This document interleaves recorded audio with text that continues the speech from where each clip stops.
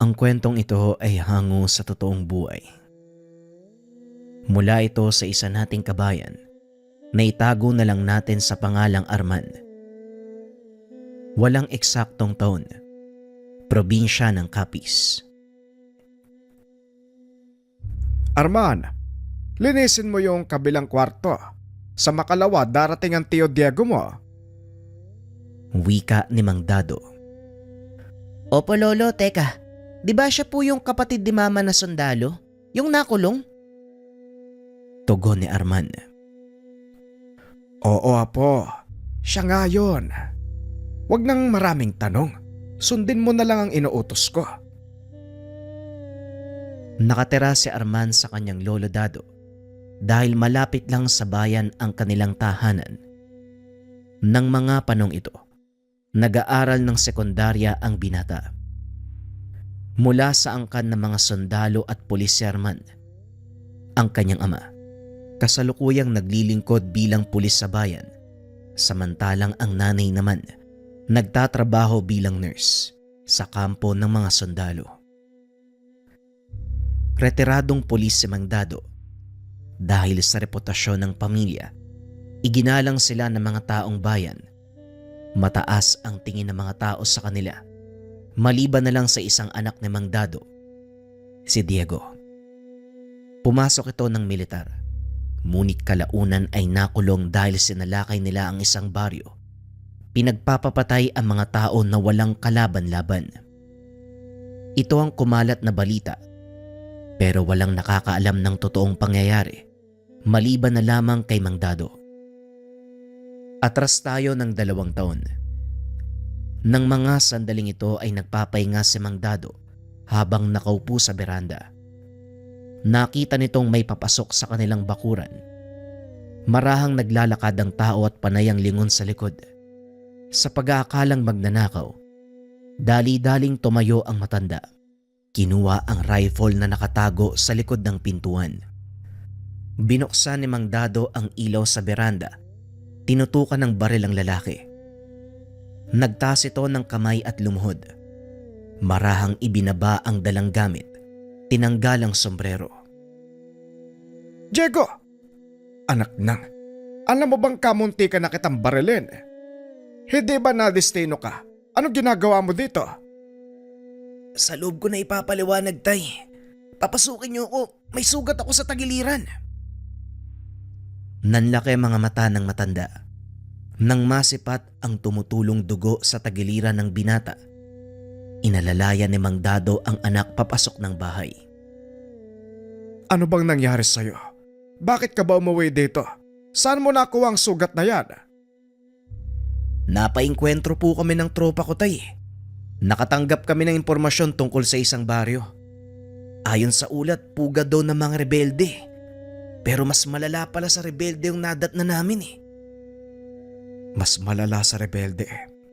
Anong ibig mong sabihin? Ewan ko kung maniniwala ka, tay. Pero yung baryong sinalakay namin, kanlungan ng mga aswang. Naubos ang lahat ng kasamahan ko eh, maliban sa aming 2 ni Abner. Sa katunayan, siya ang nagligtas sa akin. Dinala niya ako sa pagamutan. Mga aswang? Paano mo nasabi, Diego? Hindi sila tinatabla ng bala. Saksing buhay ako, tay. Ilang beses kong binaril ang isang babae sa ulo. Pero paulit-ulit siyang bumabangon. Paano kayo nakaligtas? Dahil kay Abner. May tangang mutya ang taong yun. Siya ang unang lumaban sa mga aswang. Sugatan din siya eh. Pero nagawa naming makaalis sa lugar. Hindi ko alam kung ano nangyari. Dahil bago siya madala sa ospital, nawala na ako ng malay. Nung una, ayoko pang maniwala sa kanya. Pero nung nakita ko kung paanong lapain ng isa sa mga taga-baryong kasama namin, doon na ako lubusang naniwala eh. Anong baryo ba ang tinutukoy mo? Saan banda? Gawing kanluran. Mga 1,200 yarda mula sa mismong kabisera ng bayan. Mabaging langit. Anong pumasok sa isip ng opisyal nyo? Bakit binigyan niya ng permiso ang pag-atake? Yun nga ang mali namin, tay. Dahil nang matanggap namin yung impormasyon, nasa patrolya kami ng tropa eh. Hindi na namin pinagbigay alam sa kampo ang ulat. Basta kaming sumugod eh. Dahil dito malamang, huli na ko tay. Eh bakit ikaw? Sino ba ang nagbigay ng utos? Ako ang platoon leader tay ng mga oras na yun. Kaya ako nagbaba ng utos sa mga kasama. Dinampot ni Mang Dado ang walis. Pinalo sa ulo ang binata. Kung hindi ka ba naman sandamukal ng gunggong, bakit hindi ka nakipag-ugnayan sa kampo? Sira ang tuktok mong bata ka. Halayusin mo yung sarili mo. Isusuko kita ngayon din. Kaya iyan ka talaga, Diego. Si tatay naman sa dami ng ipapalo sa akin, walis pa talaga eh. Oo na po, ito na. Nga pala, iniwan ni Abner sa akin tong kwintas niya. Hindi ko alam kung ano to eh. Kwintas. Teka. Kahoy na Mutya. Mutya ang isang to ah. Nakakita na ako ng kagaya nito eh. Hindi ako maaaring magkamali. Mutya ng tugas ng narang binigay sa'yo ng kasama mo. Pero wag mong ibay ng usapan. Kailangan panagutan mo ang ginawa mong mali. Dinala ng matanda ang anak sa impila ng militar para isuko.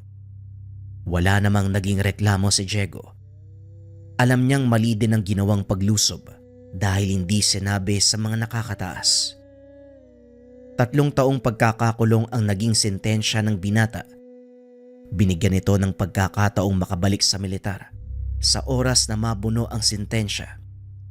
Ngunit iba ang nasa isip ni Diego ng mga oras na yun. Ngayong nakakulong ka na, pag-isipan mong mabuti ang mga kilos mo, Diego. Hindi basta-basta ang maging sundalo. Hindi puro tapang ang dapat pairalin. Pasalamat ka, nabigyan ka pa ng pagkakataong manilbihan pagkatapos ng sentensya mo. Sa palagay ko tay, hindi na ako babalik sa serbisyo. May mas mahalagang bagay akong dapat asikasuhin eh. Pagkatapos po nito tay. Ito ang naging usap ng mag-ama. Binuo ni Diego ang kanyang sentensya hanggang sa makalaya. Balik tayo sa kasalukuyan. Ngayong araw po yung uwi ni Tio Diego. Hindi po ba uuwi si nanay at tatay? Hindi rin ako sigurado eh. Papalapit na ang eleksyon, masyadong magulo ang paligid. Lagi naman pong ganun, wala namang bago. Habang nag-uusap ang maglolo, isang sasakyan ang huminto sa harapan ng tahanan. Bumaba ang isang binata na nakasuot ng itim na sando. Puno ng tato ang braso. Napakahaba ng buhok.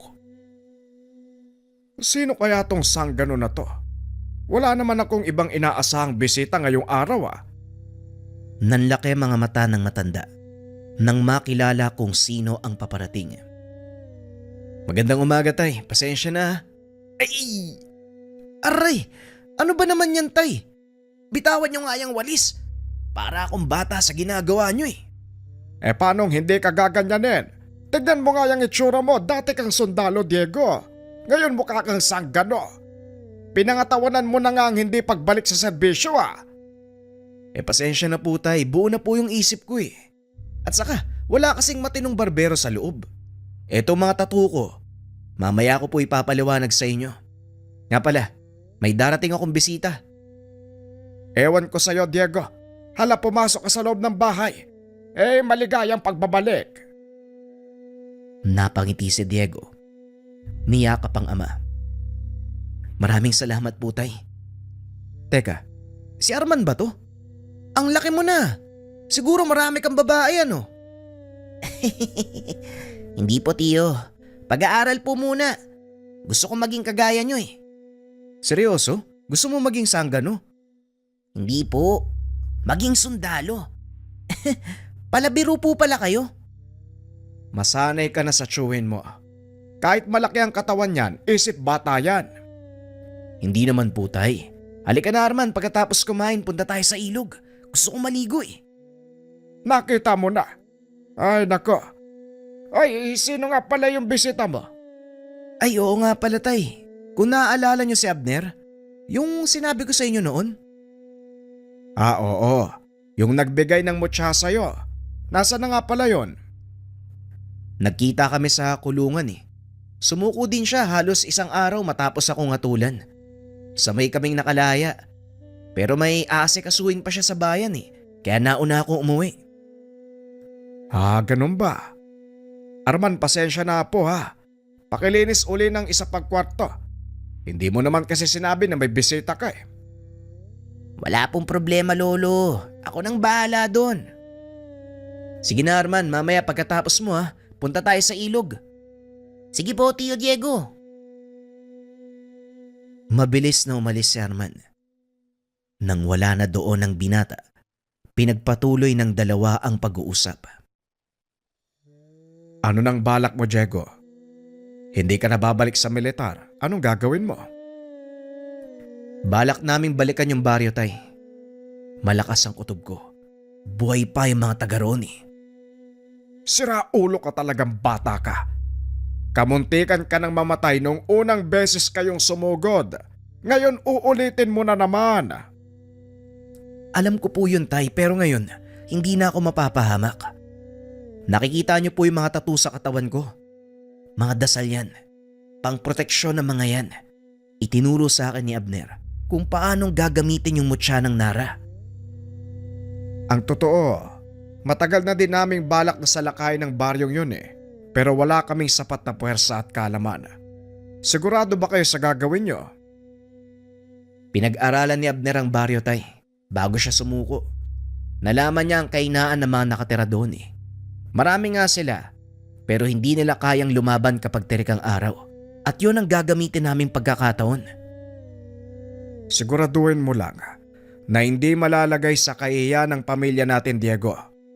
Alam mo kung paanong iningatan ng mga kapatid mo ang kanilang apelyido. Huwag kang mag-alala, Tay. Hindi malalaman ng publiko ang gagawin namin ni Abner. Pag-uusap ng dalawa. Lingid sa kalaman ng mga ito.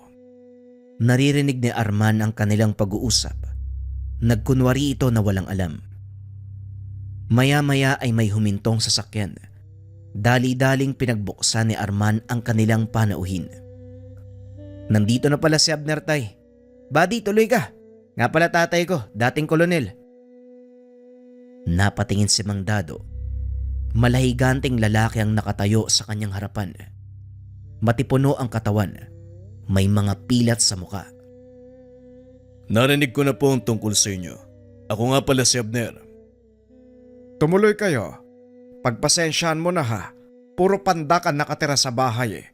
Ingatan mo na lang ang Hindi na ituloy ng binata ang sasabihin. Biglang kumalabog ang kisame. Ay, naku, pasensya na po kayo. Hindi ko nakita ang ilaw. Hayaan nyo, ayusin ko na lang po mamaya. Hindi na. Huwag mo nang isipin yan, maupo ka. Sandali lang, kukuha ko ng kape. Maya-maya ay bumalik si Mang Dado. Inabot kay Abner ang isang tasa ng kape. Maraming salamat po. Nga pala, may ibang tao bang nakakaalam ng pag-uwi mo ngayon? Wala, buddy. Si tatay lang sa kayo mga kapatid ko. Mabuti naman. Hindi rin tayo magtatagal dito, buddy ha. Mga ilang araw lang. Sapat na siguro yun para makapaganda tayo. Naunawaan ko, buddy. Pasensya na tayo ha. Pero hindi kami magtatagal dito eh. Bakit ba kailangan yung gawin ang bagay na ito? Pwede nyo naman silang hayaan na lang. Hindi po, Manong. Salot ang mga aswang na yun. Marami na silang pinatay at hindi na po namin hahayaan na madagdagan pa mga biktima nila. Ipinaliwanag din ito ang dahilan kung bakit nila sinugod ang baryo nang hindi nagbibigay alam sa mga nakakataas. Ayon sa binata, humingi ng tulong sa kanila ang kapitan ng mismong baryo dahil unti-unting inuubos ng mga aswang ang alaga nilang hayop. Natakot ito na baka dumating sa punto na wala na silang makain. Mga tao naman ang kanilang pagdiskitahan. Kaya kami kumilos nang hindi nagsasabi. Kaso lang malaking pagkakamali ang ginawa ko. Marami sa mga kasama namin ang napahamak. At ito ang dahilan kung bakit namin sasalakayin ng baryo. Magagawa lang namin ni Abner ang bagay na yun kapag wala na kami sa militar. Delikado ang pakay nyo. Kung sakaling magtagumpay ang plano at mapatay nyo silang lahat, anong iisipin ng mga tao? Wala kang dapat alalahanin, Manong, dahil sekreto ang gagawin naming pagkilos. Hindi ko alam kung maniniwala ako. Pero kung yan ang sa tingin nyong tama, gawin nyo. Mag-iingat lang kayo. Matapos ang pag-uusap, tinupad ni Diego ang pangako sa pamangkin. Sinamahan niya ito sa ilog at naligo. Nang mga sandaling iyon ay kasama nila si Abner. Nagulat ang mga tao dahil noon lang nakita ang kaibigan ni Diego. Malahigante. Idagdag mo pa ang matipunong pangangatawan. Kahit sinong makasalubong ay siguradong matatakot. Payapa ang lugar niyo, Diego. Mas gugustuhin kong tumira sa ganitong lugar. Ito mismo ang dahilan kung bakit pinili kong sumama sa iyo, Abner. Ayokong umabot sa punto na manganib ang bayang ito dahil sa pakana ng mga aswang. Tama ang naging desisyon mo, Diego. Magtiwala ka lang sa gamit na binigay ko sa'yo, pati na rin sa mga dasal na nakaukit sa katawan mo. Pag-uusap ng dalawa. Matapos ang ilang araw ng pagpapahinga, nagpaalam na ang mga ito. Hindi na ako pipigil. Hindi na ituloy ng binata ang sasabihin.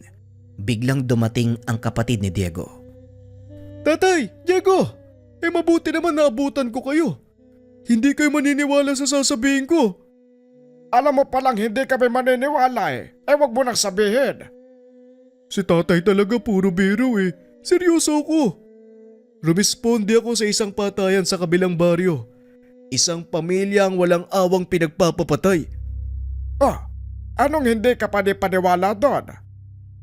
Wakwak ho yung sikmura ng mga biktima Yung mga bata, halos wala nang lamang loob. May mga kagat sa ligang ilan sa kanila. Usap-usapan ng mga tao sa paligid, aswang daw po yung may gawa. Pulis ka, Mando. Naniniwala ka sa mga haka-haka. Paniwalaan mo ang resulta ng investigasyon. Alam ko po yun, Tay. Pero may mga bakas na nakita sa paligid Mga yabag ng paa mula sa malaking aso. Di nasagot na ang tanong mo. Pwedeng malaking aso ang lumapa sa mga yon. Tayong bakas. Kasing laki ng kamao ng tao. Nanlaki ang mga mata ni Mang Dado. Dali-daling pinunta nila Diego ang pinangyarihan ng krimen. Nakumpirma ni Abner na hindi pangkaraniwang hayop o tao ang may gawa nun. Walang duda, Diego. Aswang ang may gawa nito. Nandito na sila sa bayan nyo. Hindi malabong mangyari to, Abner. Ilang taon tayong nawala. Marahil nakabawi na sila ng lakas. O hindi kaya naman, sinundan nila tayo dito. Mukhang hindi na natin kailangan bumalik sa baryong yun, buddy. Halika, bumalik na tayo sa tahanan. Pag-uusap ng magkaibigan. Pagdating sa tahanan, naglagay ng mga pangontra si Abner sa bawat sulok. Nag-iwan din ito ng lana para malaman nila kung may paparating na aswang. Para saan ang lanang yan, Abner? Kukulo ang lana sa oras na may lumapit na aswang. Huwag kayong mag-alala.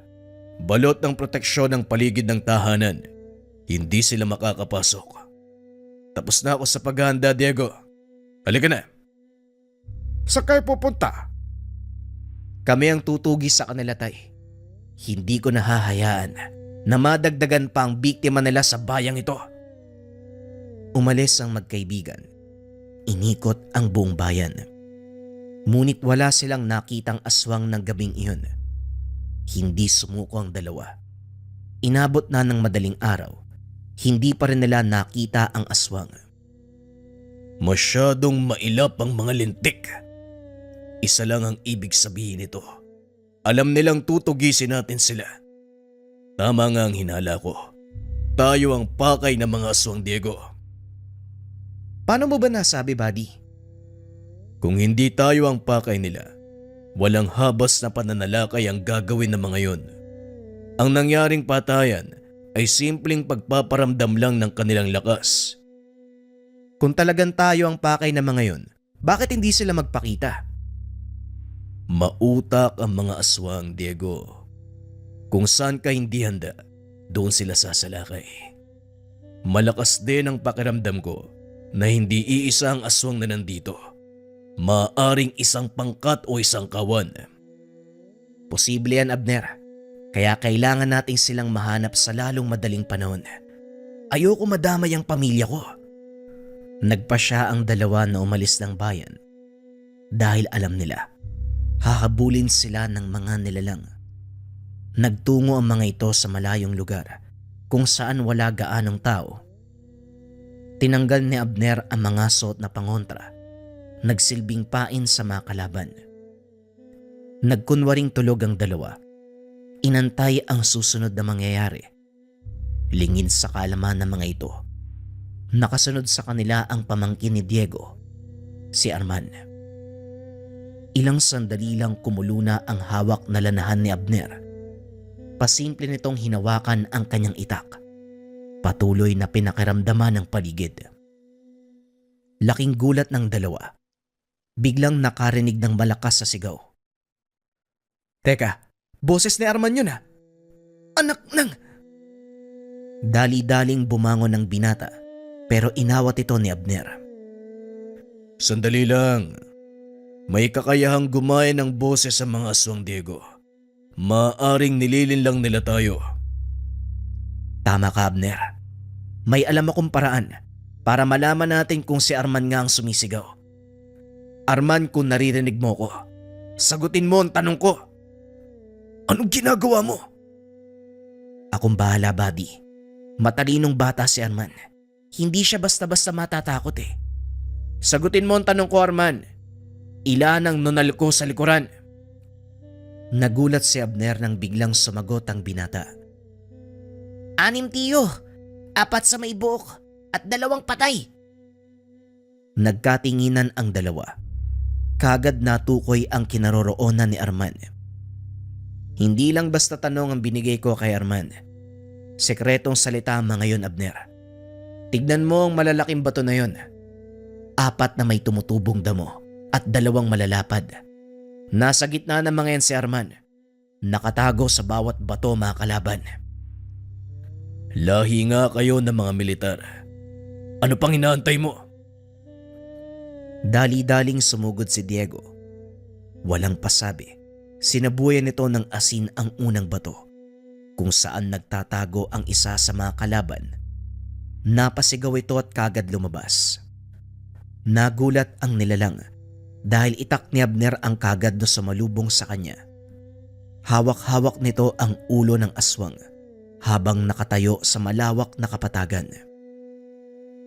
Kung talagang matatapang kayo, bakit hindi nyo ko harapin? Magsipaglabas kayo! Isa-isang dumungaw ang mga aswang. Dali-dali namang tumakbo si Arman papunta sa kinakatayuan ni Diego. May isang aswang na nakasunod sa binata na kagad namang pinigilan ni Diego. Sinalubong niya ito at pinagbababaril. Bagaman alam ng binata na hindi tatabla ng kalaban, ginawa niya ito upang tuluyang makapunta sa ligtas na lugar ang pamangkin. Hinarap ng magkaibigan ang mga aswang. Isinuot ni Abner ang kanyang mga pangontra at walang pagdadalawang isip na sumugod. Malalakas ang mga ito, ngunit dahil sa tangang gamit ng 2 magkaibigan, nagagawa nilang makipagsabayan ng atake.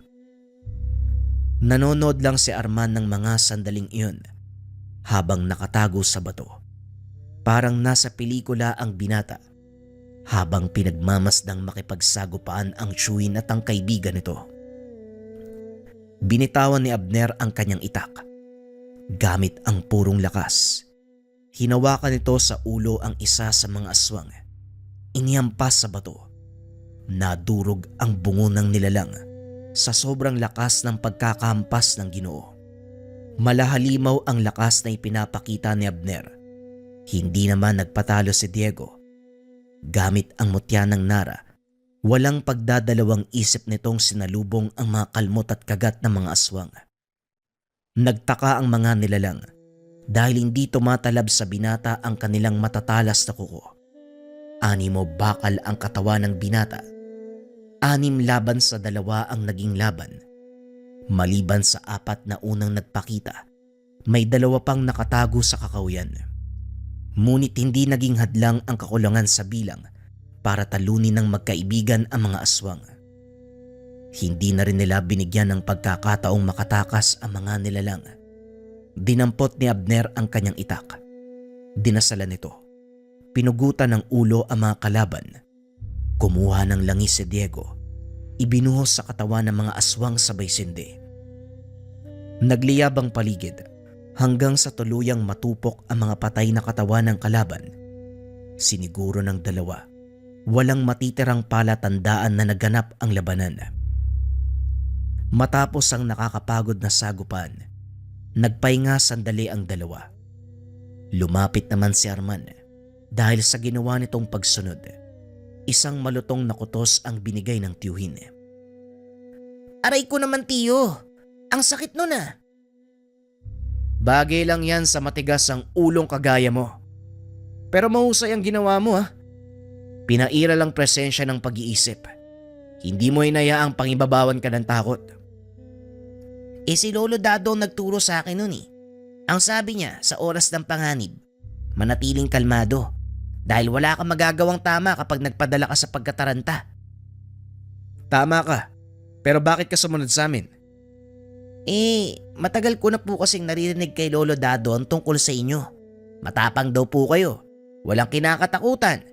Aba syempre, gusto kong makita ng personal. Mali pa rin ang ginawa mo. Delikado, Arman. Sa susunod magpaalam ka. Teka sandali, akala ko ba pinangangaralan mo ang pamangkin mo? Ang dating sa akin parang kinukonsinti mo ba? Matigas ang ulo ng batang to, Abner. Kahit anong gawin mong pagpigil, hindi ubra. Halika na, umuwi na tayo. Laking pasasalamat ni Mang Dado dahil nakabalik ng ligtas ang magkaibigan. Kasama si Arman, kaso nga lang nakatikim ito ng pangaral sa matanda. Bagaman nagawa nilang pigilan ang mga aswang, alam ni Abner na hindi pa tapos ang laban. Hindi dito natatapos ang lahat, Diego. Kaya hindi ako titigil sa pagtugi sa kanila. Asahan mo ang tulong ko, buddy? Nandito lang ako. Alam mo kung saan ako hahanapin. Pag-uusap ng 2 bago tuluyang umalis si Abner. Hindi na muling bumalik sa serbisyo si Diego. Salip na masukan ito bilang bodyguard ng alkalde sa kanilang bayan. Sa paglipas ng taon, wala nang paramdam mula sa mga aswang. Hindi na rin bumalik si Abner. Si Arman ay pumasok sa PMA at kalaunan ay naging sundalo. Paano ba yan, Tio Diego? Mas mataas na ang ranggo ko sa'yo. Ay! Aray! Biglang kinutusan ni Diego ang pamangkin, kaya hindi na nito naituloy ang pagyayabang. Bagay lang sa'yo yan. Hindi porket tenyente ka na, aastaan mo ko ng ganyan. Pero binabati kita, Arman ha. Tandaan mo lang ang lahat ng itinuro ko sa'yo. Pairalin ng utak sa lahat ng bagay. Mag-isip muna, huwag tira ng tira. Makinig ka sa tiyuhin mo dahil yan ang malaki niyang pagkakamali. Maging mabuti kang sundalo na inaalala ang kaligtasan ng karamihan, hindi para sa pansarili lang. Naunawaan ko po, Lolo. Salamat po sa lahat ng mga payo ha. Sa'yo din po, Tio Diego. Pero mas mataas na ang ranggo ko sa'yo. Napapangiti na lang si Arman sa tuwing maaalala ang mga tagpong ito. Dahil matapos ang pagdiriwang, nagpaalam si Diego. Hindi na ito muling nakabalik. Walang nakakaalam kung saan nagpunta ang Ginoo. Gayunpaman, hindi malilimutan ni Arman ang lahat ng payo at turo nito. Maging ang engkwentro nila sa mga aswang. Lahat ng masasayang alaala sa tiyuhin at sa kaibigan nitong si Abner. Maraming taon nang lumipas, naging matagumpay na opisyal ang binata hanggang sa maitalaga bilang 21st Special Forces ng militar. Nang mga sandaling ito, nakaharap si Arman sa larawan ni Diego habang nakasuot ng bagong uniforme. Mabuti na lang at wala ka dito, Tiyo. Dahil kung hindi, makakatikim na naman ako ng kutos pag narinig mo yung sasabihin ko. Suot ko ngayon ang uniforme mo. Pero, nakasabit na ang simbolo ng isang batalyong commander. Nataasan na naman kita. Dade! Aray! Sino may gawa nun? Aba, bakit bayangal ka? Siguradong yan ang gagawin ng chowin mo. Pero binabati kita, Arman. Tumulo ang luha ng binata. Naalala nito ang lahat ng hirap, pasakit na pinagdaanan para lang makuha ang posisyon. Kalakip sa mga luwang iyon, panghihinayang dahil wala sa tabi ang kanyang taong inidolo. Gayunpaman, nanatili sa puso ng binata ang lahat ng alaala nang minsan niyang makasama ang tsuwing si Diego, ang taong nakipaglaban sa mga aswang. Gamit ang isang tangan, namut siya ng nara. Ang susunod na kwento, mga kabayan, ay mula sa dati nating istorya. Kung sakaling napakinggan na, pwedeng skip ang kwento. Ito ay tungkol sa kinakatakutan ng mga rebelde. Para ito sa mga kabayan natin na gustong magmarathon. Simulan na ang kwento. Ang kwentong ito ay hango sa totoong buhay. Mula ito sa kakilala ng pinsan ni JR na itago na lang natin sa pangalang Ereneo. Taong 1975. La Castellana, Negros Occidental. Kasagsagan ng pananalakay ng mga rebelde. Nababalot ng takot ang kapaligiran. Parot parito ang mga militar. Maya-maya ay nagkakaroon ng inkwentro, lalong-lalo na sa kabundukan. Nasa edad 15 si Erneo ng mga sandaling ito. Nasaksihan ng binata ang karasang dulot ng digmaan kontra sa mga rebelde. Mariing sinuyod ng mga sundalo ang kabundukan ng La Castellana upang mahuli ang mga taong lumalaban sa gobyerno. At dito nakilala ni Ereneo ang isang tao na merong kakaibang kakayahan. Kakahupa pa lang ng operasyon ng mga sundalo. Sunod-sunod na sasakyan ang dumaan sa kalsada. Karga ang mga sugatan at bangkay ng kapwa sundalo, pati na rin ng rebeldeng nakipagbakbakan sa kabundukan. Nako, eto na naman ang mga sasakyan. Mukhang marami ang napatay ng berdugo ah. Berdugo, tay? Sino yung tinutukoy mo? Di ba mga sundalo at rebelde lang ang nagbabakbakan sa kabundukan? Nakatira ang mag-ama sa paanan ng bundok, kung saan madalas ang sagupaan ng mga rebelde. Medyo malayo naman ito, kaya hindi rin sila nangangamba na baka masalabat ng bala mula sa magkabilang panig.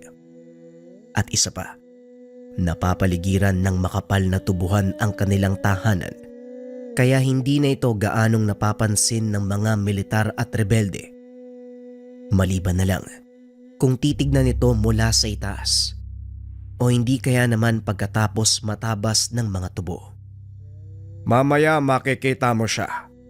Kadalasan, bumababa ng bundok ang taong sinasabi ko para bumili ng tuba.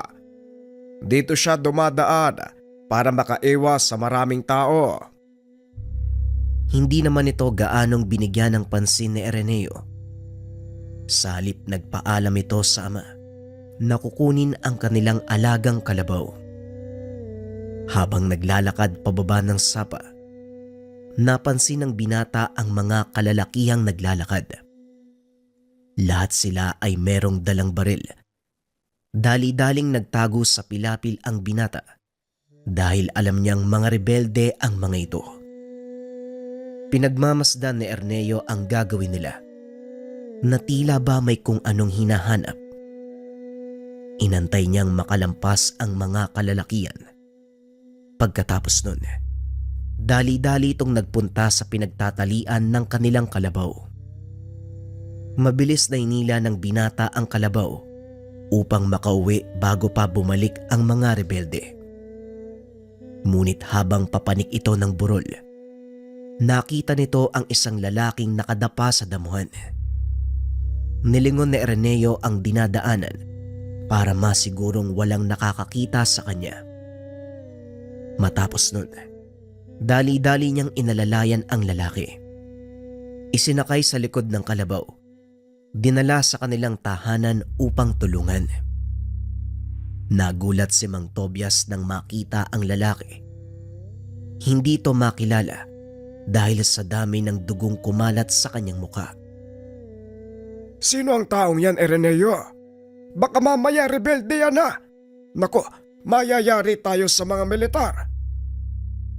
Sa palagay ko po tay, mukhang hindi naman eh.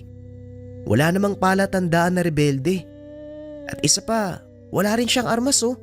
Siguro tay, nadamay lang sa engkwentro yung taong to eh.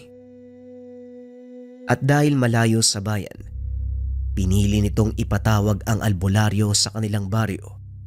Ang pangalan nito ay Tatang Serino. Habang inaantay ang pagdating nito, nilinis ni Mang Tobias ang katawan ng lalaki.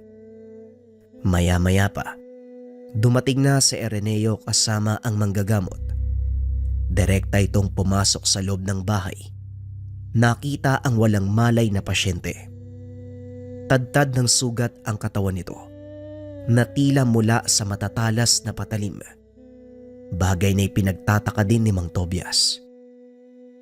Kung nasa labat sa engkwentro ang taong yan, bakit naman wala siyang tama ng baril? Tama ka. Ang mga sugat na ito ay gawa ng patalim. Napakatalas ng sandatang iyon dahil napakalinis ng sugat. Sa oras na magsara ang mga ito, wala kang makikitang pilat. Kung ganun ho, sinong may gawa niyan sa kanya? Mabuti pa, kumuha ka ng ilang pang-ilaw nang makita ko mabuti ang gagawin. Kailangan tahiin ang mga sugat na ito. Kumuha ka ng ilang hibla ng buhok mula sa buntot ng kalabaw. Mabilis na kumuha si Araneo ng mga kandila. Kasama nito ang hibla ng buhok mula sa buntot ng kalabaw.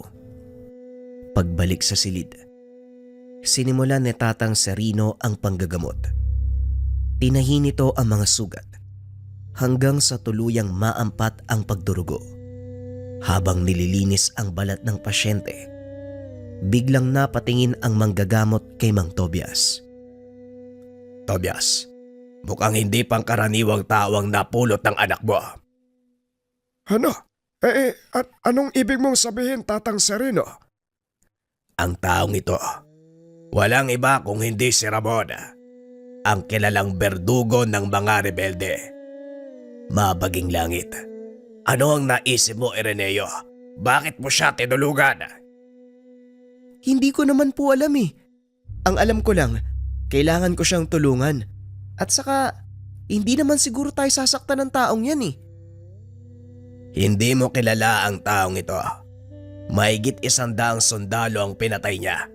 Yan ang usap-usapan sa kabisera at kasalukuyan siyang pinaghahanap ng mga sundalo. Bago ko makita yung taong yan, napansin ko yung grupo ng mga rebelde sa Sapa na parang mayroon silang hinahanap eh. Mabuti na lang hindi nila ako napansin. Kung hinahanap siya ng mga sundalo, malamang ganun din ang kanyang mga kasama. Tama ka, Araneo. Kaya delikado kung may makakaalam ng kinaroroonan ng taong ito. Tatang Serino, pwede bang wag mo na lang sabihin sa ibang tungkol dito? Abay syempre naman, ako ang gumamot ng mga sugat niya at sa oras na malaman ng mga sundalo na tinulungan ko ang taong ito, paniguradong pati ako mapapahamak. Sasabihin ko na lang sa asawa ko na nanghilot ako ng binti ng kalabaw. Matapos gamutin ng pasyente, nagpaalam na itong aalis. Kaso nga lang napakalakas ng ulan, kaya hindi rin ito nakatuloy. Hanggang sa inabot na ng gabi ang manggagamot sa tahanan nila Araneo. Dahil nabalot ng kuryosidad, kinuha nito ang pagkakataon para tanungin si Tatang Serino tungkol kay Ramon. Ay nako, sa dinabi-dami ng pagkakataon. O sige, ipapaliwanag ko. Alam mo iho, matagal ko nang kilala ang taong yan. Ang totoo mag-aaral ko siya eh. Pero pakiusap, huwag mo ring sabihin sa ibang tungkol dito. Lahat ng malalaman mo at sekreto ko at ni Ramon, hindi dapat makarating sa iba. Nagsimula itong magkwento. Ayon sa kanya, mabuting tao si Ramon nung nagsisimula pa lang itong magsanay sa ilalim ng kanyang pagtuturo. Maraming natulungan si Ramon gamit ang natutunang kakayahan. Hindi lang sa panggagamot, kundi maging sa pang-araw-araw na buhay. Kinakatakutan si Ramon dahil sa angkin nitong lakas at kakaibang kakayahan na hindi tinatabla ng bala. Maging ang mga rebelde, pati na rin ang militar, umiiwas sa tuwing makikita nilang naglalakad si Ramon sa daan. Walang sino man ang nagtatangka na gumawa ng masama sa kanilang lugar. Dahil sa oras na malaman ito ni Ramon, hindi ito magdadalawang isip na parusahan ang taong iyon. Depende sa bigat ng kasalanan. Kung minsan ay pinuputulan niya ng kamay o hindi kaya naman ng buong braso, lalo na kung ang taong iyon ay nahuling nagnakaw. At kapag nakapatay naman, kamatayan din ang pinapataw niyang parusa. Hindi magawang pigilan ng mga otoridad si Ramon dahil maging sila, walang kalaban-laban sa taglay nitong kakayahan. Ilang beses nang tinambangan ng mga militar, ngunit walang nagagawa ang mga ito. Bagaman sugatan, hindi nila nagawang mahuli dahil sa taglay nitong bilis. Patanong ko lang po, Tatang, bakit naman siya pumanig sa mga rebelde? Sa palagay ko, hindi pumanig sa mga rebelde si Ramon. Ang totoo, walang nakakaalam na nandito pa siya sa baryo. Hindi ko alam kung sinong nakalaban niya. Siguradong higit na mas malakas kung ikukumpara sa kanya. Napuruan siya ng husto eh. Pero sa pagkakakilala ko kay Ramon, bukas lang, unti-unti nang hihilom ang sugat niya. Kaya mas makakabuti kung dito na ako magpapalipas ng gabi. Tila ang panahon at tadhana mismo ang nagdidikta kung ano dapat ang mangyari sa mga susunod na panahon. Sige po, maghahanda na lang din po kami ng hapunan. Matapos kumain ay naupo ang mga ito sa sala. Pinag-usapan ang posibleng mangyayari. Napagpasyahan din ni Tatang Serino na sabihin kay Mang Tobias ang katotohanan. Nagulat ang matanda at bagyang kinabahan, ngunit naging kampante ito nang sabihin ni Tatang Serino na kahit papano ay nakikinig naman si Ramon sa kanya. Pero kahit na ganito, nagpapasalamat ako, Ireneo. Mabuti na lang at nakita mo si Ramon. Malamang patay na ang taong yan. Masyadong matigas ang ulo eh. Kung merong kakayahan siyang paghilumin ng sarili, sino ang nakalaban ng taong yan? At bakit siya napuruhan ng ganyan? Si Ramon lang ang makakasagot ng tanong na yan, Tobias. Antay natin siya magising. Ireneo, makakabuti siguro kung maghahanda ka ng lubid. Talian mo ang paa at kamay ni Ramon para na din sa kaligtasan nating lahat. Ano? Akala ko ba nakikinig sa'yo ang taong yan? Oy nako, Tatang Sereno Parang pinagsisisihan ko na yung pagtulong ni Ireneo kay Ramon Oo, nakikinig yan sa akin. Pero hindi ko siya kayang pigilan sa oras na magising siya.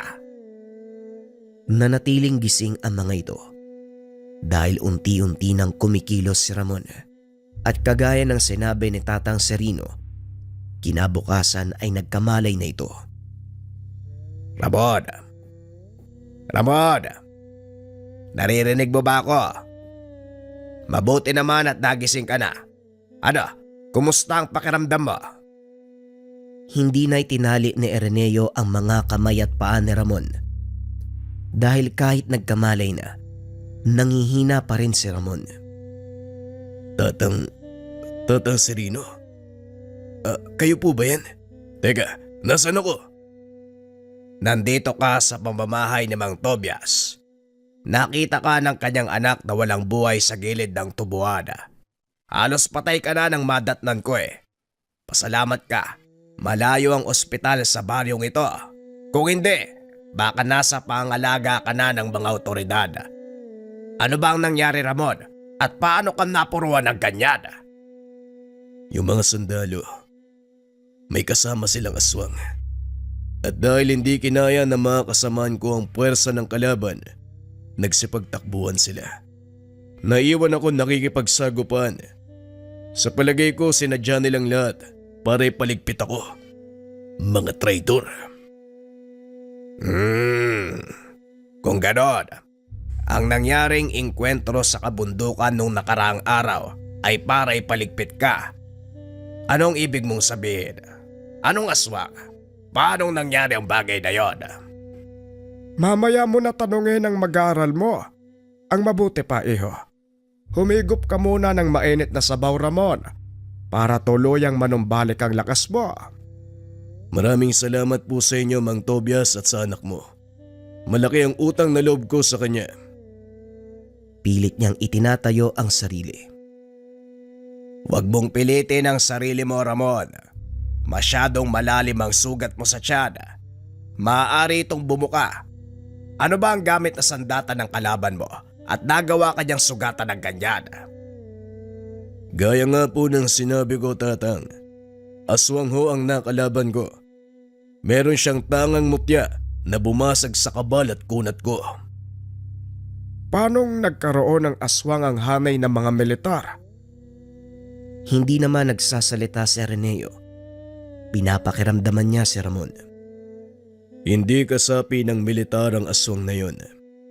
Sa palagay ko, kinontrata siya para ipangtapat sa akin. Kaya maraming salamat sa anak mo dahil nagawa ko pang mabuhay. At sa oras na magkita kami uli, sisiguraduhin ko, pupulutin niya ang bituka niya sa lupa.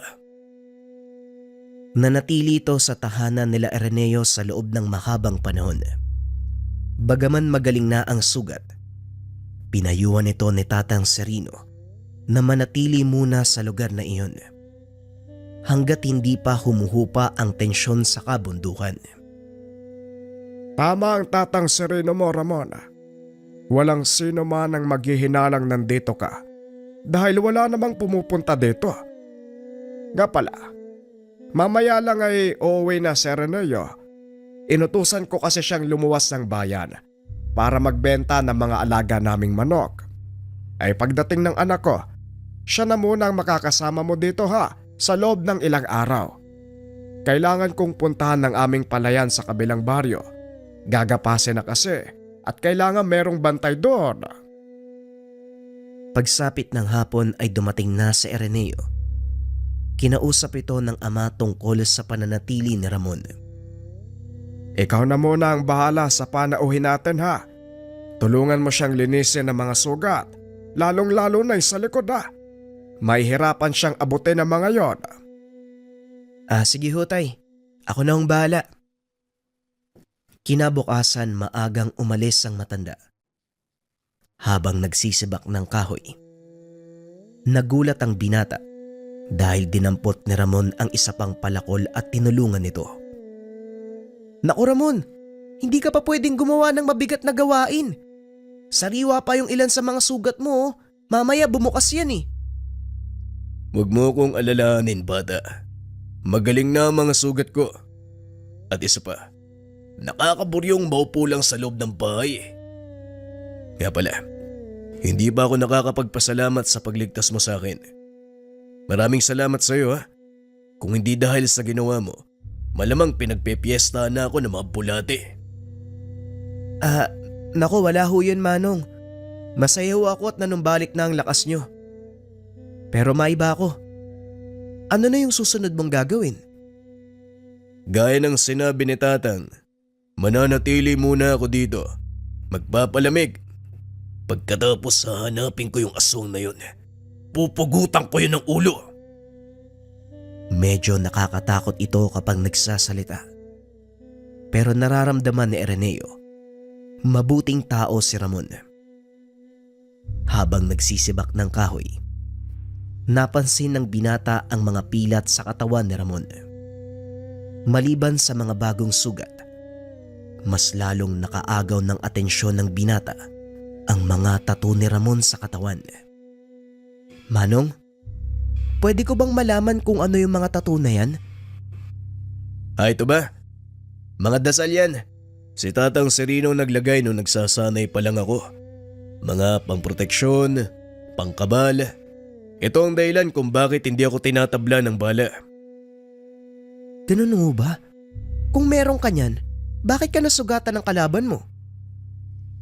Aswang ang nakalaban ko. Meron siyang tanga na mutya na bumabasag ng lahat ng depensa. Eh di, delikado pala kung magkakaharap kayo uli. Paano mo siya matatalo, Manong? Kung sakaling magkasagupa uli kayo, eh di ba nababasag niya yung, ang tawag dun? Tangan? Yung mutya? Napangiti si Ramon. Naupo sa tabi ni Araneo.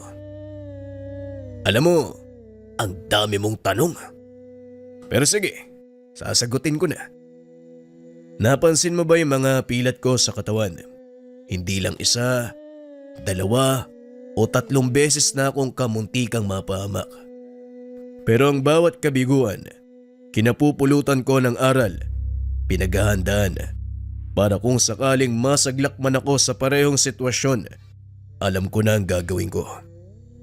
Napagandaan ko na ang susunod naming pag-aarap. Kaya nga nandito ako ngayon dahil inaantay kong matapos si Tatang Serino sa ginagawa niyang kabal. Matanong ko lang ho, mahirap po bang mag-aral ng lihim na karunungan? Pasensya na, nagtatanong na naman ako . Gusto ko lang kasing maunawaan kung bakit may mga taong kagaya nyo nag-aaral ng ganyan. Para saan? Hindi mahirap ang pag-aaral ng lihim na karunungan. Napakadali lang namang kabisaduhin ng mga dasal Pero ang pinakamahirap, ang pagsubok na maaaring pagdaanan habang nasa kalagitnaan ka ng pagsasanay. Susubukin ito ang katatagan ng iyong isipan at damdamin. Nariyan pa ang tukso ng mga demonyo na pilit kang hihilahin hanggang sa gustuin mo na lang na sumuko. Maraming bagay pang natutunan ang binata mula sa kanya. Isang babala ang ibinigay ng Ginoo. Kung ako sa iyo, Araneo, huwag mo nang tangkain pag-aralan ng lihim na karunungan. Magugulo ang buhay mo. Mas maganda pang mamuhay ng payapa at normal. Ang importante lang naman, marunong kang rumespeto sa kapwa mo nang sa ganon ay re-respetuhin ka din nila. Pagsapit ng hapon, habang nagpapasok ng mga tuyong kahoy, dumating si Tatang Serino. May dalang pagkain para kay Ramon. Hindi pa gaanong naghihilom ang mga sugat mo, Ramon. Bakit nagbubuhat ka na ng mabigat? Ay, ito ba? Wala to, Tatang. Kaya ko naman At isa pa, mabilis lang naman na gumaling yung mga sugat ko. Halos hindi ko na nga nararamdaman yung sakit Bueno, may dala akong pagkain at ito. Natapos ko nang gawin ang habak na sinasabi mo. Pero hindi ka pa rin pwedeng umalis. Nasa paligid pa ng kabundukan ng mga militar. Hindi lang po militar ang kailangan kong iwasan, Manong. Maging ang mga rebelde. Mga traitor sila. Kaya lang naman ako napasama sa kanilang pangkat. Ang sinabi ni Commander Lemuel, isang kriminal ang kanilang papatayin nung gabi bago ang engkwentro. Hindi ko alam na isa palang paring tumutulong sa mga sugatang sundalo ang gusto nilang ipatumba. Kaya nga noon pa man sinasabi ko na sa'yo, walang maidudulot na kabutihan ang ginagawa mo. Oo, nililinis mo ang kasamaan, pero hindi mo pwedeng ipaunawa sa batas na mabuti ang iyong hangarin. Dahil una sa lahat, labag sa lituntunin ng tao ang pagkitil ng buhay. Kahit gaano pa kalinis ang intensyon mo, Ramon, masama ka pa rin kapag tinignan sa usapin ng batas. Alam ko ho yun, Tatang. Pero wala na ako magagawa eh. Hindi ako nakinig sa inyo nung una. Pinairal ko ang galit. Nagpadala sa bugso ng damdamin. Kaya eto ako ngayon. Wala nang takas sa kumunoy na kinasasadlakan ng buhay ko. Kapala, Ireneo. Nadaanan ko ang tatay mo. Ibinili niyang pumunta ka doon sa palayan niyo. Mukhang kailangan niya ng kasama sa pagbabantay ng mga naipagpag na palay. Sumasalakay na naman ang mga magnanakaw. Ramon, ang mabuti pa sumama ka sa kanila. Nang sa ganon may katuwangang matanda kung sakaling may magtangkang magnakaw ng mga inaning palay. Walang problema sa akin, Tatang. Mas mabuti nga yun eh. Para makapaglakad-lakad naman ako. Sige po, Tatang. Ihanda ko lang po yung mga gamit. Pagkatapos naming pakainin yung mga alaga namin, tutuloy na ho kami sa palayan. Malapit ng maggabi nang lumakad ang dalawa. Sinadya ito ni Ramon para walang masyadong makapansin sa kanila at hindi malaman ng mga taga-baryo na pansamantala siyang naninirahan sa tahanan ni Mang Tobias. Ilang sandali pa, narating nila ang palayan. Nakita nilang may siga sa harapan ng kubo kung saan nakalatag ang mga uhay na hindi pa napapagpag. Naroon din ang mga sako ng palay. Nakaupo ang matanda sa atangan ng kubo habang nagmamasid sa paligid. Magandang gabi po, Tay. Pasensya na po, medyo ginabi kami ng dating ha. Kailangan kasi naming tapusin yung gawaing bahay bago tumuloy. Ayos lang, Ireneo. Mabuti naman at nandito ka rin, Ramon. O kumusta? Ano na ang lagay ng sugat mo? Maayos na po ang pakiramdam ko, Manong. Maraming salamat po sa inyo. Eto, nagdala kami ng makakain. At saka dumaan kami ni Ireneo sa kabesera para bumili ng 1 galon ng tuba. Pampainit ng katawan. Habang masayang nag-uusap ang mga ito, tila nawala sa isip ng mag-ama ang takot sa Ginoo. Sa kabila ng katotohanan, kaharap nila ng mga sandaling iyon ang kinakatakutang berdugo. Nagsalitan ang mga ito sa pagbabantay ng mga palay. Wala namang nangyaring kakaiba ng gabing iyon. Ngunit kinabukasan, habang patuloy sa pag-akot ng mga nagapas na palay, napadaan ang mga nagpapatrolyang sundalo. Isa-isang sinisiyasat ang mga naroon. Mabuti na lang napansin ito ni Ireneo, kaya naman kagad binigyan ng babala si Ramon. Manong magtago po kayo. Nandito yung mga sundalo. Ganun ba? O siya, bumalik ka na sa tatay mo. Ako nang bahala. Hindi ka dapat makitang kasama ko. Dali-dali itong umakyat sa puno. Laking gulat ni Ireneo dahil biglang nawala sa kanyang paningin ang Ginoo. Tanggalin niyo ang mga takip sa inyong muka. May hinahanap kaming tao. Napansin ni Ireneo na may kasamang sibilyan sa pangkat nito. May mga medalyong suot at merong nakasugbit na itak sa bewang. Sa isip ng binata, ito marahil ang nakasagupa ni Ramon. Tatay, yan siguro yung sinasabi ni Manong Ramon. Huwag ka nga maingay. Mamaya marinig ka ng mga yan eh. Mapaghinalaan pa tayo. Maya-maya ay napalingon sa kanila ang isa sa mga sundalo. Tinawag ang mag-ama. Kayo dyan! Hindi nyo man narinig ang sinabi namin? Pumunta kayo dito. Tanggalin nyo yung mga takip sa mukha nyo. Dali-dali namang sumunod ang dalawa. Pagkarating doon, nilapitan sila ng sibilyang kasama ng mga sundalo. Tinignan mula ulo hanggang paa si Ireneo. Inamoy ang binata na parang aso. Wala dito ang hinahanap natin. Ngunit patuloy itong nakatitig kay Ireneo Nakahinga ng maluwag ang mga ito. Nagpatuloy sa pagtatrabaho. Umalis na ang mga sundalo sa lugar nang masiguradong wala na ang panganib. Dali-daling bumaba ng puno si Ramon at nilapitan ang mag-ama.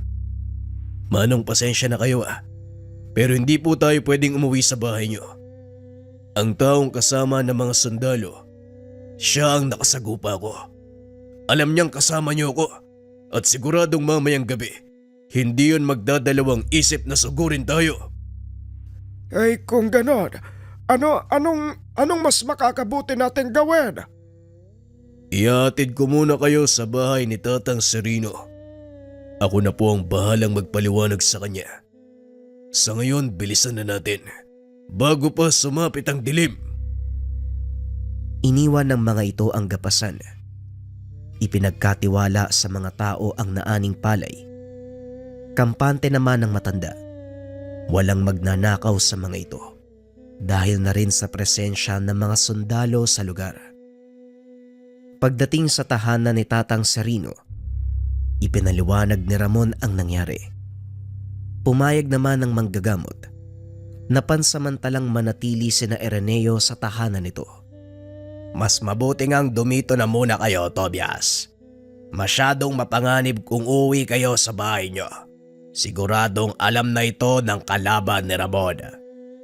Pero ikaw, anong binabalak mo? Ako ang haharap sa kanila. Maiwan kayong dalawa dito, Mang Tobias. At huwag kayong susunod sa bahay nyo. Doon ko sila kakatagpuin. Dalin mo ang itak na ito. Alam kong wala na mga sandata mo at ito na lang ang tanging naiwan. Habang inaabot kay Ramon ang isang ginunting. Salamat, Manong. Sapat na ang sandatang ito para malabanan ko ng harapan si Rizal. Matapos ang pag-uusap, kagad na itong lumakad. Lingid sa kaalaman ng lahat, sinundan ni Ireneo ang Ginoo pauwi ng kanilang tahanan. Hindi naman ito namalayan ni Ramon dahil nagmamadali siyang makarating sa lugar. Padilim na ng mga oras na yon at dahil walang tao sa tahanan, wala ring ilaw na nakasindi. Marahang naglakad si Ramon papasok ng bakuran. Naupo ito sa atangan ng tahanan. Nagmasid naman sa malayo sa Ireneo dahil gusto nitong makita ang labanan sa pagitan ng aswang at ng bertugo. Ilang oras ang nakalipas, ngunit wala pa ring dumadating na kalaban. Halos makaiglip na si Ireneo sa kinaupuan. Tadtad na din ng kagat ng lamok ang braso at binti. Ngunit hindi siya pwedeng gumawa ng ingay dahil malalaman ni Ramon na naroon siya sa lugar. Sa kasamaang palad, habang nagmamasid, isang lalaki ang biglang naupo sa tabi ng binata at nagsalita. Alam mo bang masama ang nakikiusyoso? Yan ang problema sa inyong mga kabataan.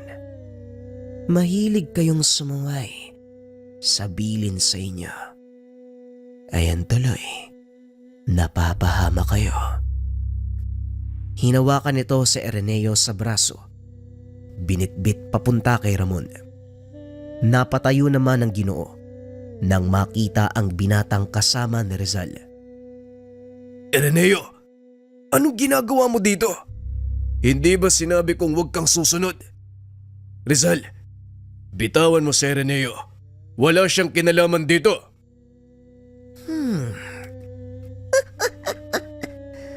Walang kinalaman. Kung hindi dahil sa kanya, wala na sana akong problema ngayon. At dahil tinulungan ka ng batang to, damay na rin siya sa kaguluhan. Ikaw ang may kasalanan kung bakit siya mamamatay. Ako ang kalaban mo, Rizal. Kaya ako ang harapin mo. Huwag kang duwag na nagtatago sa likod ng mga inosente.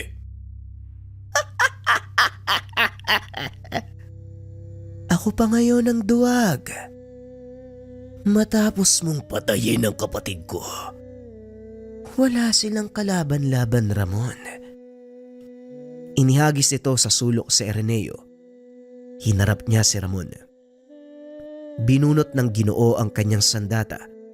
Naglakad papunta sa kalaban. Walang pagdadalawang isip na sumugod si Rizal. Kitang-kita ni Araneo ang matalas nitong kuko at ang nagliliwanag na mata ng kalaban. Hindi ito makapaniwalang nasa harapan niya ang isang totoong aswang. Patuloy na pinapanood ng binata ang laban. Nasaksihan nito kung paanong kumilos si Ramon. Ayos ah. Sa nakikita ko, mukhang nanumbalik na ang kapangyarihan ng kabal mo. Pero ang tanong, hanggang saan ang itatagal niyan? Hindi na ito kagaya ng nauna. Sapat na ang taglay na bisa ng kabal na ito upang matalo ka.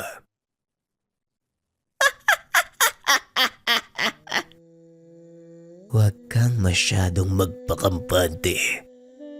Hindi ka pa rin ba nadadala? Tingnan mo ang nangyari sa'yo noong nakaraang laban. Para kang karning tinadtad. Kung hindi ka lang nailigtas ng... Teka, nasaan ang kasama mo? Habang iniikot ang tingin sa paligid, kinuha ni Ramon ang pagkakataon para usalin ang kanyang dasal pang sa bulag.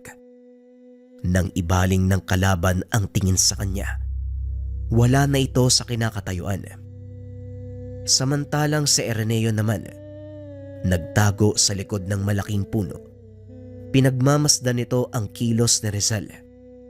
Napagtanto na wala itong kakayahan na bumasag ng sabulag. Maya-maya pa ay napasigaw ito.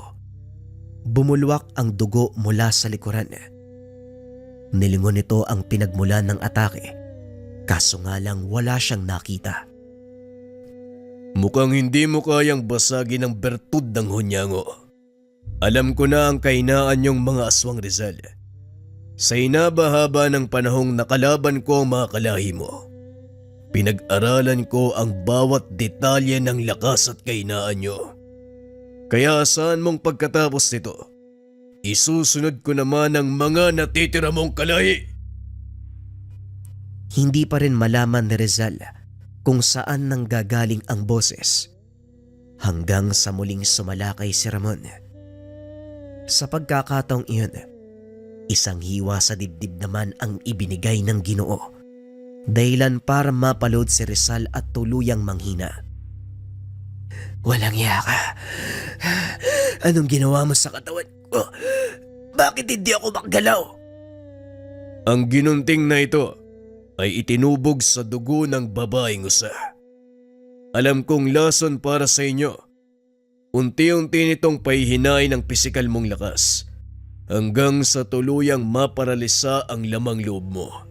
Dahan-dahang hihinto ang tibok ng puso mo na parang may kung anong pumipiga. Wala ring hangin na papasok sa baga mo. Unti-unti itong mamamatay. Kasabay nun, ang pagsabog ng mga ugat sa utak mo dahil hindi na nakakababa ang dugo mula sa ulo mo. Maya-maya pa, lumabas na ang dugo sa ilong, tenga, pati na rin sa mga mata. Bigla na lang itong natumba. Hinawakan ng Ginoo ang buhok ni Rizal at dahan-dahan itong itinaas. Alam kong buhay ka pa, Rizal. May mga huling habilin ka ba? Sabihin mo na nang may parating ko sa mga kaanak mo sa oras na makaharap ko sila. Walang iya ka. Oo, natalo mo ako ngayon. Pero wag kang magpapakampante dahil sa mga oras na ito. Alam na ng aking mga kaanak na ikaw ang kakaharapin ko. Sa oras na hindi ako makabalik ng buhay, Alam nila kung ano ang kailangang gawin. wala akong pakialam. Aantayin ko sila at ubusin. Huwag kang magalala. Isasabit ko rin ang ulo nila sa tabi mo. Tinagpas nito ang ulo ni Rizal. Inilagay sa mahabang buho ng kawayan. Dinala niya sa gilid ng kalsada at doon itinayo. Nilingon nito si Araneo. Inutusang bumalik sa tahanan ni Tatang Serino. Matapos ay umalis na ito sa lugar. Pagdating sa tahanan ni Tatang Serino, nakita nito si Ramon nakikipag-usap sa dalawang matanda. Napatigil lang ito nang makitang papasok na ang binata. Ano bang pumasok sa utak mo, Araneo? Hindi ba sinabi ko na huwag kang susunod? Anong ginagawa mo sa lugar? Pasensya na po, Manong. Pero kasi gusto ko lang makita kung paano ka makipaglaban eh. Pasensya na po, alam ko mali. Dahil kamunti ka na ako mamatay eh. Pero kahit magalit pa kayo, sasabihin kong sulit ang naramdaman kong takot. Naunawaan ko na po yung lahat ng tungkol sa inyo eh. Napakatigas ng ulo mo. Ay nako, kinabahan ako sa nangyari kanina. Akala ko tutuluyan ka ni Rizal eh. Huwag mo nang uulitin yun. Sa susunod na sasama ka, magsabi ka. Nagulat si Araneo sa sinabi nito. Nako Ramon, wag mong pinapalaki ang ulo ng binatang yan. Pareho kayong mapapahamak. Ano magsabi ka? Alam ni Araneo ang mangyayari at nasa kanya kung uulitin pa rin niya ang bagay na yun o hindi. May sariling pagpapasya ang binatang ito at alam kong kaya niyang panindigan ang anumang gagawin niya. Napailing na lang si Tatang Serino. Hindi naman makapagsalita si Mang Tobias. O Tobias, anong nangyari sa'yo? Parang napako yung dila mo. Ay nako, Tatang Sereno. Ay sino ba namang hindi matutulala? Yung anak ko kamunti ka ng lapay ng aswang. Ay baka patay na yan dapat eh. Hindi naman siguro gagawin ni Rizal ang bagay na yon. Nabibilang siya sa angka ng mga aswang na hindi kumakain ng tao. Kinukuha nila ang lakas mula sa isang bertud na hawak ng kanilang patriarka. At yon ang kailangang pagandaan ni Ramon. Anumang oras, siguradong malalaman nila na wala na ang isa sa mga galamay. Ang tinutukoy nitong lahi ng mga aswang ay ang tinatawag na dulmanan. Bagaman nabibilang sa uri ng pangkaraniwang aswang, hindi maitatanggi ang lakas ng mga ito. Kagaya ng mga pangkaraniwang aswang, sa gabi umeepekto ang kanilang kapangyarihan, kaya kailangan nila ng mga mutya para maprotektahan ang mga sarili. Balik tayo sa kwento. Nang mga oras na yun, kausap ni Ramon si Araneo. Samantalang ang dalawang matanda naman magkarap sa mesa habang umiinom ng tuba. Hindi mawala sa isipan ko kung bakit ang bilis maghilom ng sugat ni Ramon. Maaari mo bang sabihin sa akin ang dahilan, Tatang Sereno? Siguro nga, wala na akong dapat itago tungkol sa pagkatao ni Ramon. Naging malapit na rin siya sa inyo. Kaya naman wala na sigurong dahilan para ilihim pa ang bagay na to. Si Ramon ang nakapatay sa kapatid ni Rizal na tagapagmana ng bertud ng kanilang angkan. Sa makatuwid, nasa loob ng katawan ni Ramon ang bertud na iyon. Ito ang dahilan kung bakit napakabilis maghilom ng mga sugat niya. Meron siyang kakayahang gumamit ng malakas na sabulag. Maliban pa dito, ang kaalaman niya sa lihim na karunungan, higit pa sa isang aswang ang kakayahang taglay ni Ramon. Siguro naswertehan lang siya ni Rizal kaya napuruan noon. Lingid sa kalaman ng matanda. Nakatayo sa likod nila ang dalawa. Umaga nang mangyari ang pagsalakay nila Tatang, kaya hindi gumana ang bertud.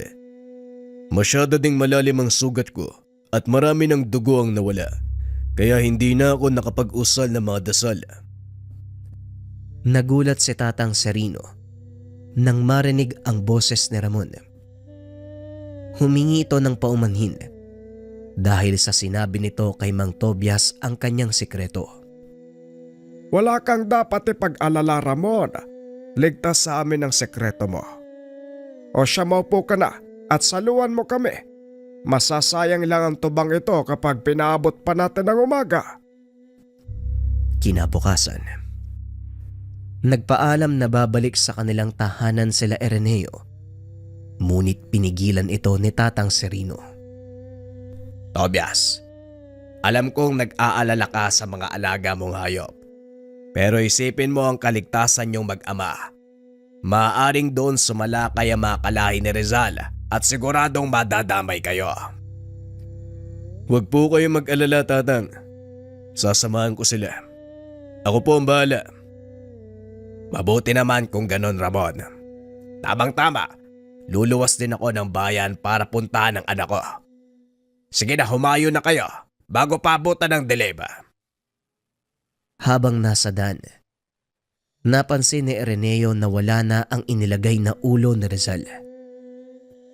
Kinuha na siguro ng mga taga-baryo yung ulo ni Rizal. Wala na kasi sa pinaglagyan mo, Manong eh. Napalingon si Ramon sa lugar kung saan inilagay ang ulo. Malamang ganun na nga ang nangyari. Pero may suspetsya ako na hindi mga taga-baryo ang gumawa nun. Malalaman natin mamaya pagdating sa bahay nyo. Naalala ni Araneo na hindi nila inilibing ang katawan ni Rizal, kaya maaaring naiwan itong nabubulok sa loob ng bakuran. Wala ring makakapansin noon dahil wala ring dumadaan sa kanilang lugar. Maliban na lang kung sasadyain silang puntahan ng mga tao. Nanlaki ang mga mata ni Araneo nang mapansing wala na ang katawan ni Rizal. Ni isang bakas, wala nang naiwan sa lugar. Saan napunta yun? Di ba dito lang natin iniwan? Oo, tama ka. Nandito lang yon at kung nawala na ang ulo ni Rizal, malamang kinuha ito ng kanyang mga kaanak. Pumasok kayo sa tahanan. Huwag kayong lalabas kahit ano mangyari. Pagpasok ni Mang Tobias sa loob ng tahanan, nagtanggal ng kasuotan si Ramon. Naupo ito sa lupa at itinarak ang kanyang ginunting.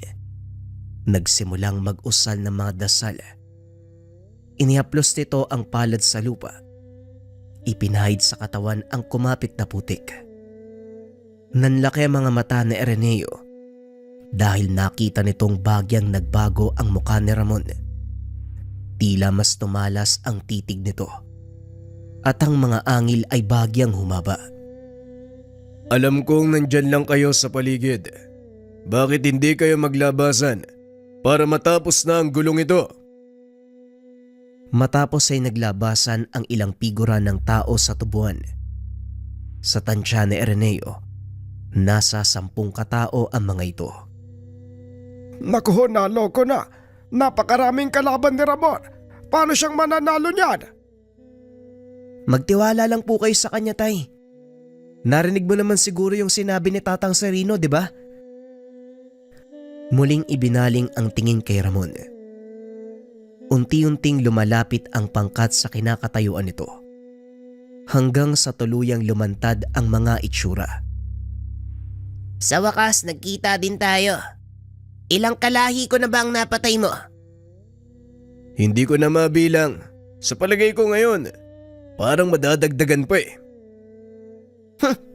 Masyado ka mayabang. Hindi mo ba nakikita? 10 laban sa isa. Sa palagay mo mananalo ka? Hindi usapin ang bilang dito. Kung hindi ang kakayahan niyong makipaglaban. Maya-maya ay naglaho ito sa paningin ng kalaban. Maging sina Araneo, hindi alam kung saan ito napunta. Isa-isang bumagsak ang mga kasamahan ng lalaki. Napasigaw ito sa sobrang galit. Lumabas ka!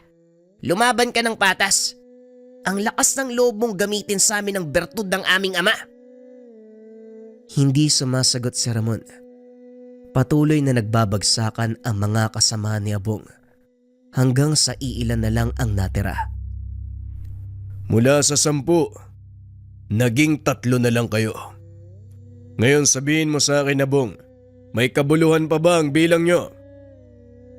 Ngunit hindi pa rin ito nakikita ni Abong. Harapin mo ko. Pagbayaran mo ang mga kasalanang ginawa mo. Matapos ay bumagsak na ang dalawa pa nitong mga kasama. Bumubulwak ang dugo sa leg ng mga ito mula sa matalas na sandata ni Ramon. Nakatayo na ang Ginoo sa harapan ng kalaban. Tinitigan niya ito ng harapan. Walang reaksyon sa kanyang muka. Ngayon, tayong 2 na lang ang natitira. Gusto mong pagbayaran ko ang pagkamatay na mga kauri mo? O sige, subukan mo. Sumugod si Abong. Isang malakas sa suntok sa sikmura ang ibinigay ng Ginoo. Isinilid sa talukab ang hawak na sandata. Nilabanan si Abong gamit ang kanyang kamao. Tuloy-tuloy ang pag-atake ng kalaban. Ngunit hindi ito magawang sugatan ni Ramon. Anong ginawa mo? Bakit hindi tumatalab sa iyo mga kuko ko? Natuto na ako sa mga nakaraang karanasan. Salamat kay Rizal dahil ibinunyag niya ang sekreto ng kakayahan niyo nung araw na magkasagupaan kami. Gumanti ito ng atake. At sa bawat pagtama ng kamao nito sa katawan ni Abong, ay siya namang pagbulwak ng dugo sa bunganga nito. Hanggang sa hindi na kinaya ng katawan ng aswang ang parusang dulot ng suntok ni Ramon. Napaload na lang ito sa lupa habang patuloy na sumusuka ng dugo. Hanggang dito na lang ang panggugulo niyo. Siguro naman sapat na ang perwisyong dinulot niyo sa pagitan ng rebelde at mga sundalo. Salamat sa inyo. Maraming tao ang nadamay. Hindi ba yon ang gusto ng pamahalaan? Ang magkaroon ng digmaan nang sa ganon magkapera sila mula sa inaangkat na sandata. Sinusunod lang namin yung utos, Ramon. Pero wala kaming pinagsisisiyan doon. Kayong mga tao mismo ang naglalagay sa sarili nyo sa kapamakan dahil sakim kayo sa pera. Ginamit niyo naman ang kahinaan naming mga tao upang maggasik ng kaguluhan. Pasensya na. Pero hanggang dito ka na lang, Abong. Grabe na ang ginawa niyong perwisyo. Hinawakan ni Ramon ang leg ni Abong. Binunot ang sandata. Sabay tarak sa katawan nito. Napangiti si Abong habang marahang binubunot ng Ginoo ang kanyang sandata.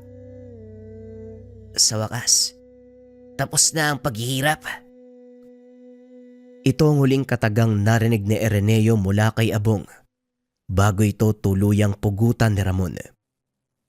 Sa pagkakataong iyon, hindi na inilagay ng Ginoo ang ulo ng mga aswang sa buho. Sa halip inilibing niya ang mga ito sa gitna ng kagubatan. Matapos ang kaganapan, nagpaalam si Ramon na aalis. Bagaman labag sa kalooban ni Ireneo, wala na itong magagawa dahil hindi naman ito ang buhay na nakagisnan at nakasanayan ng kaibigan. Huwag kang mag-alala. Patuloy pa rin akong bibisita dito. Basta huwag ka lang magiging sanhi ng kaguluhan. Wala kang magiging problema sa akin, Ireneo. Siguraduhin mo lang nadadalaw ka ha. Kung hindi, araw-araw akong iinom.